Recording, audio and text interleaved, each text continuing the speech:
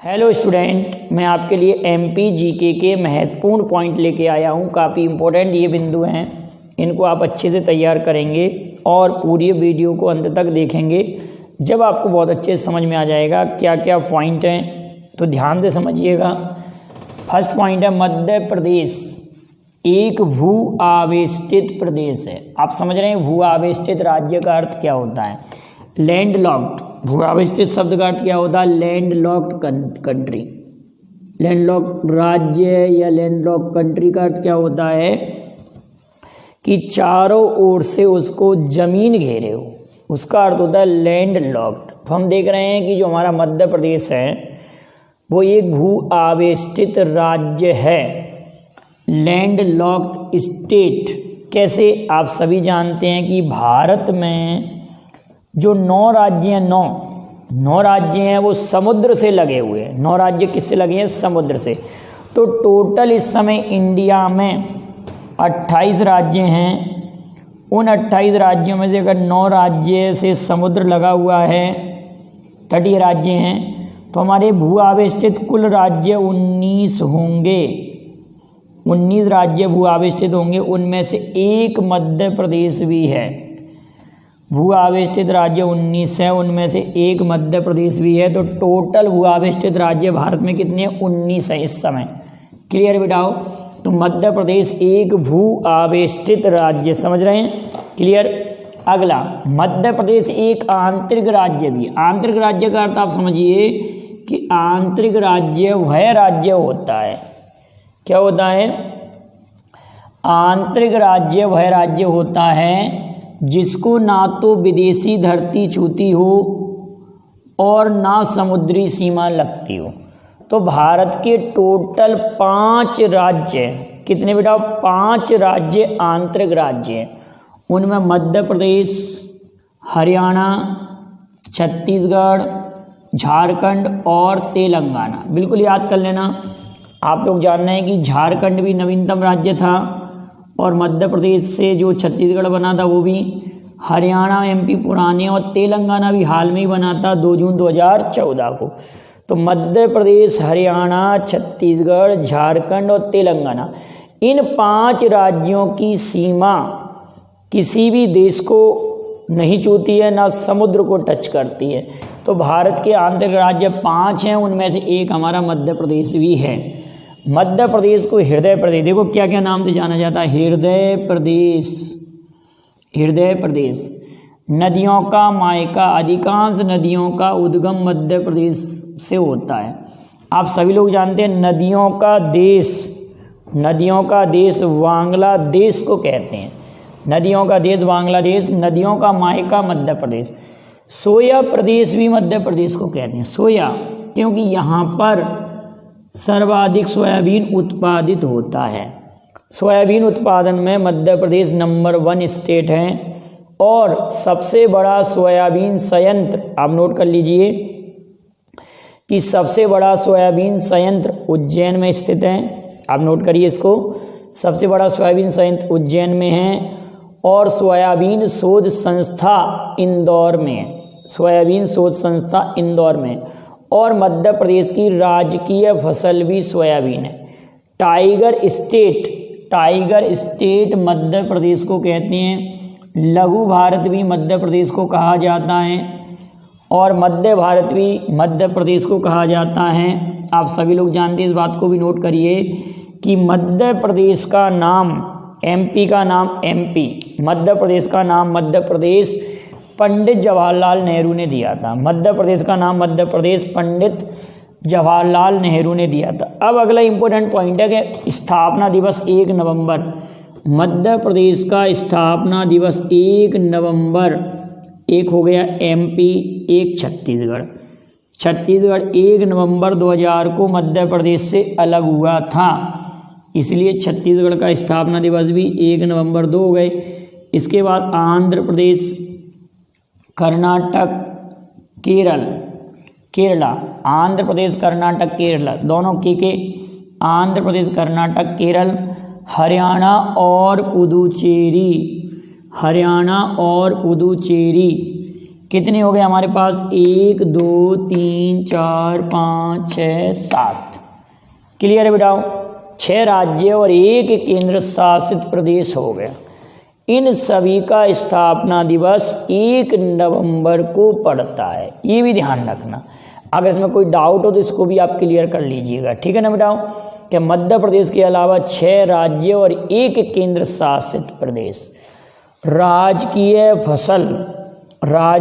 फसल सोयाबीन, यहाँ पे हम नोट करते हैं राजकीय फसल सोयाबीन राजकीय फसल है।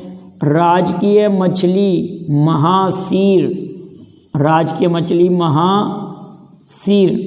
राजकीय भाषा हिंदी, राजकीय भाषा मध्य प्रदेश की हिंदी है। और आप लोग इसको कमेंट करिए कि कुल कितने राज्यों की राजकीय भाषा माने प्रथम भाषा या राजकीय भाषा हिंदी है, उनके नाम भी आप लिखिए, कुल कितने राज्यों की।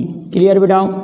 राजकीय भाषा हिंदी, और किसी केंद्र शासित प्रदेश की राजकीय भाषा हिंदी हो तो उसको भी कमेंट करिएगा।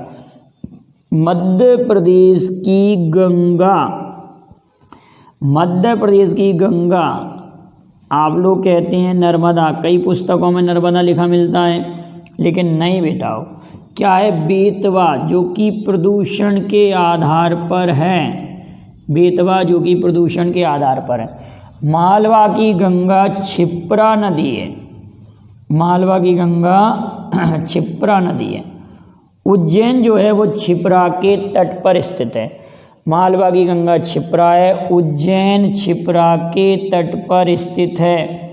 उज्जैन क्षिप्रा के तट पर है, और क्षिप्रा के तट पर ही क्या लगता है? कुंभ का मेला। भारत के कितने राज्य हैं जहाँ पर कुंभ का मेला लगता है? राज्यों की अगर बात आती है तो कितने हैं? तो आप जरा सोचिए, तो मध्य प्रदेश में क्षिप्रा पर, ठीक, उत्तराखंड में लगता है एक हरिद्वार में, और उत्तर प्रदेश में इलाहाबाद में लगता है, और महाराष्ट्र में नासिक में लगता है, नासिक कुंभ लगता है।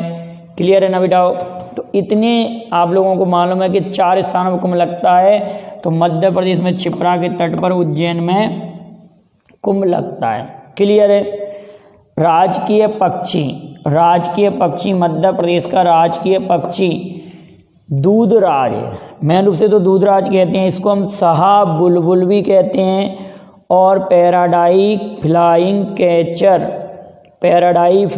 कैचर इसका वैज्ञानिक नाम है। इसका वैज्ञानिक नाम क्या? पैराडाइज फ्लाइंग कैचर इसका वैज्ञानिक नाम है। अगर क्वेश्चन आया कि मध्य प्रदेश का राजकीय पक्षी क्या है, और ये तीनों ऑप्शन में आए और उसमें कहा उपयुक्त सभी, तो फिर तीनों को सही लगाएंगे क्योंकि नाम इतने हैं। राजकीय पशु बारहसिंगा, राजकीय पशु बारहसिंगा है, जो ब्रेडरी प्रजाति का है, बारहसिंगा है जो ब्रेडरी प्रजाति का है। मध्य प्रदेश का राजकीय पशु बारहसिंगा है जो ब्रेडरी प्रजाति का है, ये भी ध्यान रखना, बारहसिंगा। और आप सब लोग जानते हैं कि मध्य प्रदेश का एक नेशनल पार्क है, जिसने भूर सिंह को अपना लोगो बनाया है। तो वो कौन सा नेशनल पार्क है और भूर सिंह क्या है और उसका डिज़ाइनर कौन है? पिछला वीडियो देखना, इससे जस्ट पहले मैंने जो डाला उसमें आपको समझाया है कि वो कौन सा नेशनल पार्क, ये क्वेश्चन बनता है। और अभी ये क्वेश्चन पूछा गया था केबीसी में कि मध्य प्रदेश में वह कौन सा नेशनल पार्क है, मध्य प्रदेश में कौन सा नेशनल पार्क है जिसमें लेटे हुए भगवान विष्णु की प्रतिमा है। भगवान विष्णु की प्रतिमा तो बांधवगढ़ नेशनल पार्क में, बांधवगढ़ 32 पहाड़ियों से घिरा हुआ बांधवगढ़ नेशनल पार्क। और आप ये भी कमेंट करिए कि बांधवगढ़ नेशनल पार्क किस राज्य में स्थित है। क्लियर बिठाओ। बारहसिंगा ब्रेडरी प्रजाति का राजकीय पुष्प सफ़ेद लिली है, जिसको नाम दिया जाता है मैडोना लिली या लिलियम कैंडियम। क्या नाम दिया जाता है? लिलियम कैंडियम या मैडोना लिली, लिलियम कैंडियम या मैडोना लिली। सफ़ेद लिली भी कहते हैं इसको। राजकीय वृक्ष बरगद है, राजकीय वृक्ष बरगद है, राजकीय वृक्ष बरगद है, ये मध्य प्रदेश का। अब आप कमेंट करना कि भारत का राष्ट्रीय वृक्ष क्या है, भारत का राष्ट्रीय वृक्ष क्या है, मध्य प्रदेश का तो बरगद है। राजकीय खेल मलखंब, राजकीय खेल मलखंब है, मलखंब। और मलखंब को 2013 में मध्य प्रदेश का राजकीय खेल घोषित किया गया था। मध्य प्रदेश के अलावा ये महाराष्ट्र में भी खेला जाता है। और अभी हाल में ही आपने सुना होगा कि 2021 में जो खेलो इंडिया यूथ गेम है उसमें मलखंब को भी सम्मिलित किया गया है। मलखंब के अलावा हालांकि 3 गेम और भी हैं, लेकिन मलखंब को भी स्थान दिया गया है। तो मलखंब मध्य प्रदेश का राजकीय खेल है। एक और इम्पोर्टेंट बात है कि मलखंब के बारे में कि प्रभाष जोशी पुरस्कार, प्रभाष जोशी पुरस्कार किस खेल में दिया जाता है, तो मलखंब खेल में दिया जाता है मध्य प्रदेश सरकार द्वारा। अगला यहाँ पर लिखा हुआ मध्य प्रदेश का राजकीय नाट्य, आप एक पॉइंट नोट करते चलिए साथ साथ में। राजकीय नाट्य माच, मध्य प्रदेश का राजकीय नाट्य क्या है, माच, जो कि मालवा क्षेत्र का है। राजकीय नृत्य राई, राजकीय नृत्य क्या है, राई। राजकीय गान है मेरा मध्य प्रदेश, राजकीय गान है मेरा मध्य प्रदेश, जो कि महेश श्रीवास्तव द्वारा लिखा गया है। इतनी बातें क्लियर हैं बेटाओ। मध्य प्रदेश का क्षेत्रफल की बात आती है 3,08,245, कई बुकों में आपको 252 भी मिलेगा, 3,08,245, और कई बुकों में ये मिलता है 3,08,252। लेकिन पीएससी में ये पूछा गया था कि ये जो आंकड़ा यही था 252 वाला, उसमें आंकड़ा नहीं था। तो आप ध्यान रखेंगे पहले छत्तीसगढ़ के विभाजन से पहले मध्य प्रदेश क्षेत्रफल की दृष्टि से सबसे बड़ा राज्य हुआ करता था। लेकिन अब आप लोग सभी जानते हैं कि इस समय क्षेत्रफल की दृष्टि से सबसे बड़ा राज्य कौन सा है, आप इसको कमेंट करिएगा और 3 राज्यों के नाम लिखिएगा। मैं क्योंकि पिछले वीडियो में आपको पढ़ा चुका हूँ कि क्षेत्रफल में पहला राज्य, दूसरा राज्य, तीसरा राज्य। तो दूसरा तो आपको मालूम है, क्षेत्रफल में मध्य प्रदेश का 2nd प्लेस है, याद हो जाएगा ना बेटा। फर्स्ट भी आपको मालूम होगा और थर्ड भी मालूम होना चाहिए, फर्स्ट, सेकंड, थर्ड, 3 तो कम से कम आपको मालूम होना चाहिए। और पूरब से पश्चिम तक की लंबाई 870 मध्य प्रदेश की, उत्तर से दक्षिण तक 605। जनरल ये बातें सभी को मालूम है बेटा, लेकिन फिर भी हम लोग एक क्रम से इस चीज़ों को पढ़ रहे हैं।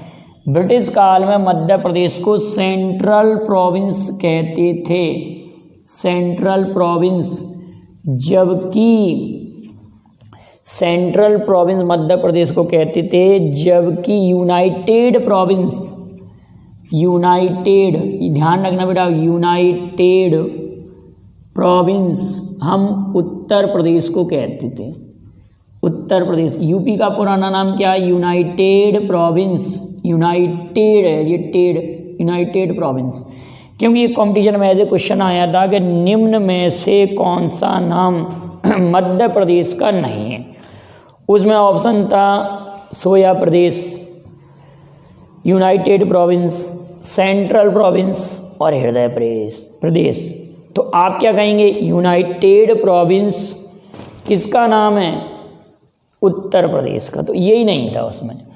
लोकसभा सीटें 29 लोकसभा सीटें 29, उनमें से 4-5 का आरक्षण है अनुसूचित जाति और अनुसूचित जनजाति के लिए।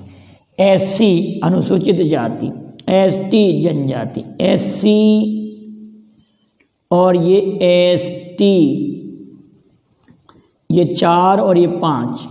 राज्यसभा सीटें मध्य प्रदेश में 11 हैं।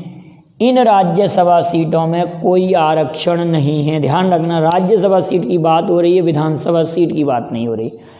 और विधानसभा सीटें 230 है, विधानसभा सीटें 230 हैं। 230 धन 1 एक राज्यपाल द्वारा मनोनीत सीट होती है।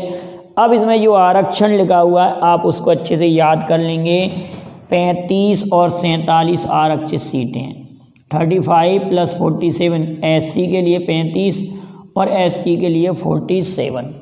मध्य प्रदेश उच्च न्यायालय का हेडक्वार्टर जबलपुर में, मध्य प्रदेश उच्च न्यायालय की पीठ और खंडपीठ कहाँ पर है? ये खंडपीठ की अगर बात आती है तो इंदौर और ग्वालियर में खंडपीठ है उच्च न्यायालय की। मध्य प्रदेश उच्च न्यायालय की खंडपीठ कहाँ पर है? इंदौर और ग्वालियर में। क्लियर है बेटा इतनी बात। अब बात आती है कि मध्य प्रदेश के मध्य से कौन सी रेखा गुजरती है? जो भारत के मध्य से गुजरती है वही रेखा मध्य प्रदेश के मध्य से गुजरती है। मध्य प्रदेश से कर्क रेखा गुजरती है। 14 जिले और 5 संभाग। अब कभी चेंज हो जाएगा, नए जिले कोई बन गए तो बात अलग होगी। अभी की हाल की पोजीशन में तो यही है, 14 जिले और 5 संभाग। अब बात करते हैं हम ये सब बातें, ये तो सब जनरल चीज़ें हैं बेटा, ये तो आपको याद होना ही चाहिए सभी स्टूडेंटों को। ये तो सारा का सारा मैटर बिल्कुल तैयार होना चाहिए, इसमें कोई दो राय नहीं है कि इसको आप तैयार ना करें। ये तो 100% आपको तैयार करना है। तो अब बात आती है कि मध्य प्रदेश की अक्षांशीय स्थिति। अक्षांश आप सभी लोग जानते हैं कि ऐसे ऐसे अक्षांश होते हैं, ऐसे। तो अक्षांश की स्थिति ये होगी और ये देशांतरीय स्थिति है, ये वाली जो है। तो 21 डिग्री 6 मिनट से 26 डिग्री 30 मिनट। ये 216 263 से याद कर सकते हैं। 216 263 तो 21 डिग्री 6 मिनट और 26 डिग्री 30 मिनट। एक जीरो और बढ़ा देंगे। 21 डिग्री 6 मिनट उत्तरी अक्षांश से लेकर 26 डिग्री 30 मिनट उत्तरी अक्षांश तक मध्य प्रदेश की स्थिति है। अब देशांतर स्थिति की बात करते हैं। 74 डिग्री 9 मिनट से 82 डिग्री 48 मिनट तक। 74 डिग्री 9 मिनट से 82 डिग्री 48 मिनट तक पूर्वी देशांतर तक ये स्थिति स्थित है। ये पूर्वी देशांतर हो जाएगा, उत्तरी अक्षांश है। अब बात आती है कि 14 जिले कौन कौन से हैं जिनसे कर्क रेखा गुजरती है। तो देखो यहाँ लिखा हुआ है, हमने एक ट्रिक बनाई है। रउआ राशि भवरा सा दम जब कटनी उमरा सा। अगर आप इसको याद कर लेंगे तो टोटल मध्य प्रदेश के 14 जिले जिनसे कर्क रेखा गुजरती है। तो रा से तो हो गया रतलाम, उज्जैन, आगर, राजगढ़, सीहोर, भा से भोपाल, अगले बा से विदिशा, अगले रा से रायसेन और सा से सागर लिखे हुए हैं। 1 2 3 4 5 6 7 8 9। अब इसके बाद आती है दम से दमोह। अगर मैं दम से इसको दमोह लिख दूं, दमोह, जब से जबलपुर लिख दूं, कटनी से तो कटनी हो गया, दम जब कटनी हो गया, उमरा से हो गया उमरिया और सा से हो गया शहडोल। तो आप देख रहे हैं 14 जिले कंप्लीट हुए कि नहीं, आप काउंट कर लीजिए। 1 2 3 4 5 6 7 8 9 10 11 12 13 14, टोटल 14 जिले हो चुके हैं। तो 14 जिलों से कर्क रेखा गुजरती है। जो 14 जिले हैं आपने देखा, 14 जिले कौन कौन से हैं। रतलाम, रा से रतलाम, रउआ, ऊ से उज्जैन, आ से आगर, रा से राजगढ़, सी से सीहोर, भा से भोपाल, वा से विदिशा, रा से फिर रायसेन हो गया, एक रायसेन हो गया, एक राजगढ़ हो गया, 2 राय, और सा से सागर, दम से दमोह, जब से जबलपुर, कटनी तो कटनी है, उमर से उमरिया और सा से शहडोल। तो ये 14 जिले आप बहुत अच्छे से तैयार कर लेंगे, क्योंकि क्वेश्चन ऐसे बनता है कि निम्न में से किस जिले से कर्क रेखा नहीं गुजरती। तो मध्य प्रदेश के सभी जिलों से कर्क रेखा गुजरती नहीं है, 14 जिलों से गुजरती है। आप 14 जिलों को लर्न कर लेंगे तो आपको अन्य कोई जिला आया, जैसे मैंने कहा कि निम्न में से किस जिले से कर्क रेखा नहीं गुजरती, मैंने कह दिया सागर, दमोह, जबलपुर, भिंड, तो भिंड अलग हो जाएगा। वैसे तो आप सभी लोग जानते हैं कि मध्य प्रदेश की अगर आपको जिलों की पोजीशन मालूम होगी, अगर निकटतम जिला दे दिया जो बीच वाले जिले हैं, बीच से गुजर रही है ना, और इधर उधर के जिले दे दिए तो कोई भी बता देगा कि मध्य प्रदेश के पूर्वी पश्चिमी उत्तरी दक्षिणी जिले तो आप सभी लोग जानते हैं, पूर्वी पश्चिमी उत्तरी दक्षिणी जिले तो इनसे तो गुजरनी नहीं है।